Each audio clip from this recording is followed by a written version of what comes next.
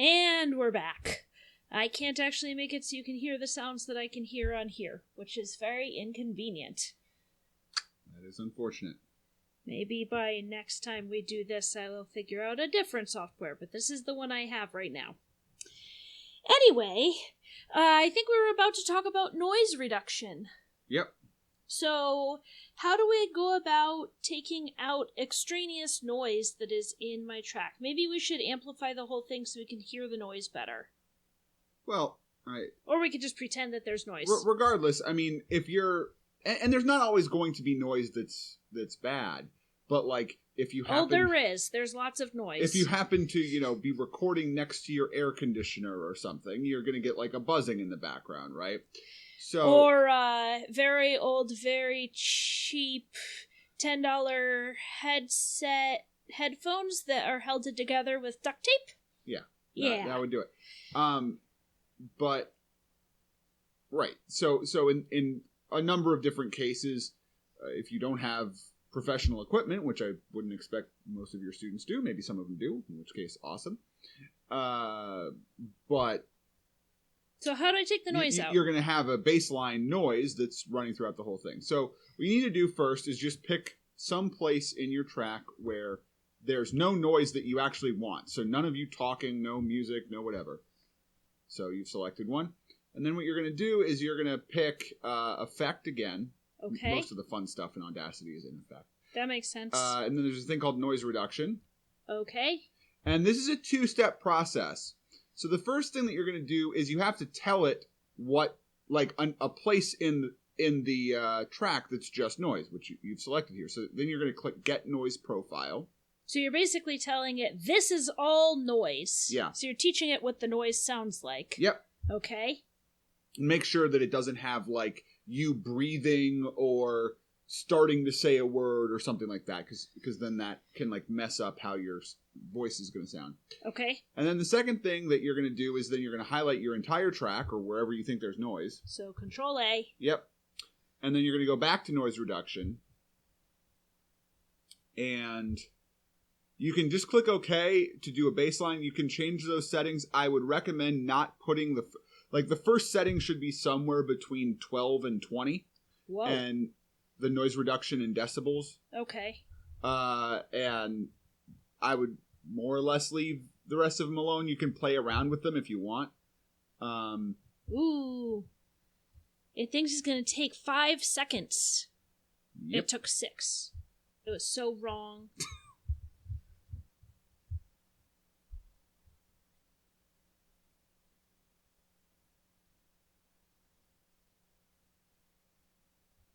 Okay, so I sound tinny. Is there any way to make me not sound so tinny?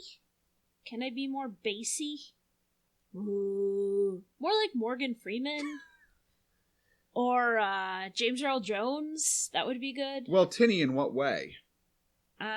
Here, you try my headset. Okay. You like duct tape, right?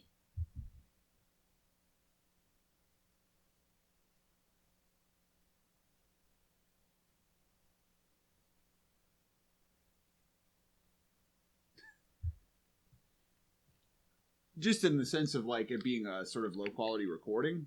Yeah.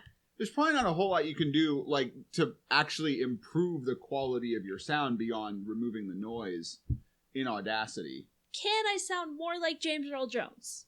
You could change the pitch. All right, let's try that.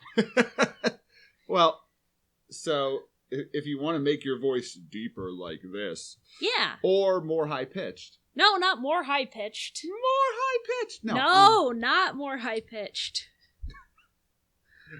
But, James Earl Jones. James Earl Jones. Okay. Yeah. Yeah, you just highlight everything, and you go to Effect, Change Pitch. All these things have weird names. Okay. And, I mean, this basically works. The key setting here is your... From E to E? No. Don't sit there and... I mean, if you have piano training, you can think about it that way. But just... I do. I know, and so do I, but... Percent change? The key thing is the semitones half steps. Oh, okay. Right, so this just works like keys on a piano. So you take yourself down one semitone. It's like from to or that probably wasn't a semitone. That was probably like a whole tone. But but something like that.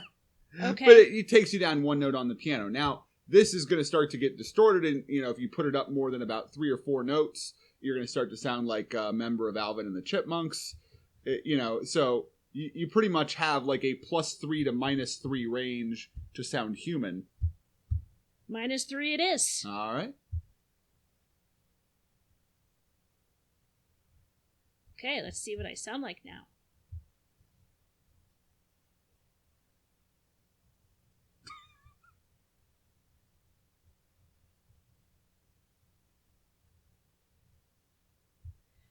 I sound like a record from the 60s or maybe early 70s. In what genre?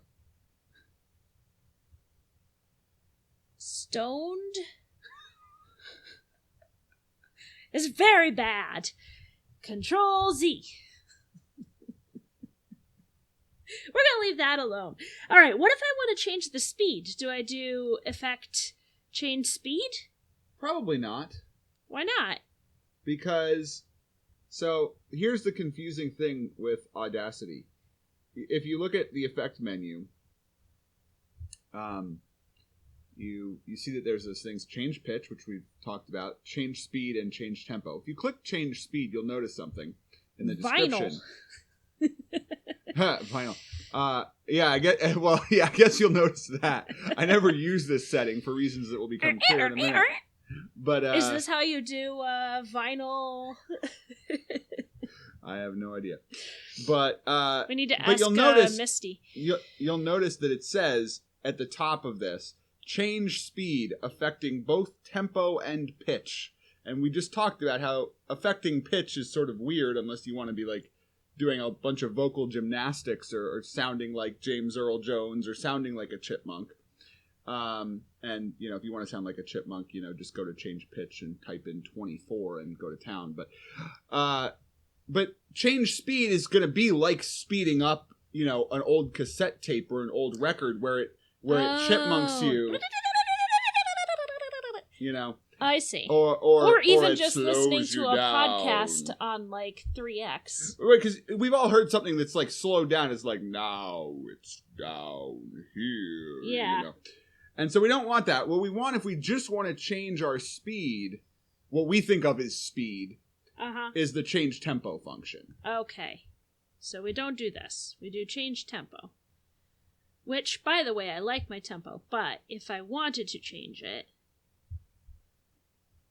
And that's just going to be % change. You can also go down to your total file length, and you see it's 183. If you wanted Seconds. to like for instance, if you for some reason had a 3-minute limit, you could type in 180, and it would just compress it into that. The other thing that change tempo sometimes is useful for, I know we're going to talk about like adding a music track behind this a little bit later. Yes. But like if you're trying to sync something together, people who do like mashups and are trying to like match a vocal track with a instrumental track to make the mashup work. Yeah. That's how that works. Oh. Okay. Also, all right. Also, if for instance, if you were to be sitting doing this reading that you did, and you were to like sort of stumble over a word, and instead of like saying naps, you were like naps or something, maybe you might want to retake it, but change tempo might compress it down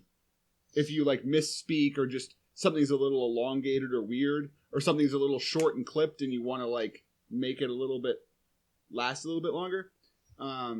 Change tempo can do those things, on specific phrases or notes or whatever. Okay. So speaking of adding music, how do I do that? Okay, well, first off, you're going to have to open the music file by itself. In Audacity. In Audacity. All right, let me save this first. So I'm going to do File, I'm going to save this project as, because I already saved it. And right now I'm just saving this as an Audacity project, which is like saving a Photoshop file as, or a picture file as a Photoshop file. You can't open it in anything other than Audacity. Right. So, well, this is a few of my calmingest things. Alright, so now I need to do open, this is in downloads, not Audacity, so let's see if I can find it. Yeah. I do not know if Trees in the Wind is the one that I liked, but it is one that I got. Okay. So, oh, it looks very short. So maybe it is not a good one. It in fact looks like it is too short. Unless you want to loop it. Well, I definitely got one that's long enough. Okay. I downloaded 4, and I don't remember which one is which. Okay. I meant to do that. That one is long enough. Yeah. Okay, so let's Very spiky waveform, interestingly. Let's do Peaceful Morning. Okay. All of these are just ambient sounds, and all of them are songs that I got from the website that is linked on our class page, so other people can get. You can also grab any number of things on a YouTube rip. Oh, well, there's that. But this is just, these are Creative Commons licensed sounds that artists post. Yep. And there's lots of web banks of that kind of thing for people who like searching around, that kind of thing.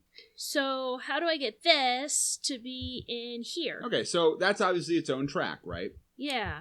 So what you're going to need to do is you're going to make sort of a multi-track project here. And so you're going to go back to your original file. Yeah. Yep, there you go. You go to Tracks. We're not going to be in effect this time. We're going to go to Tracks, Add New.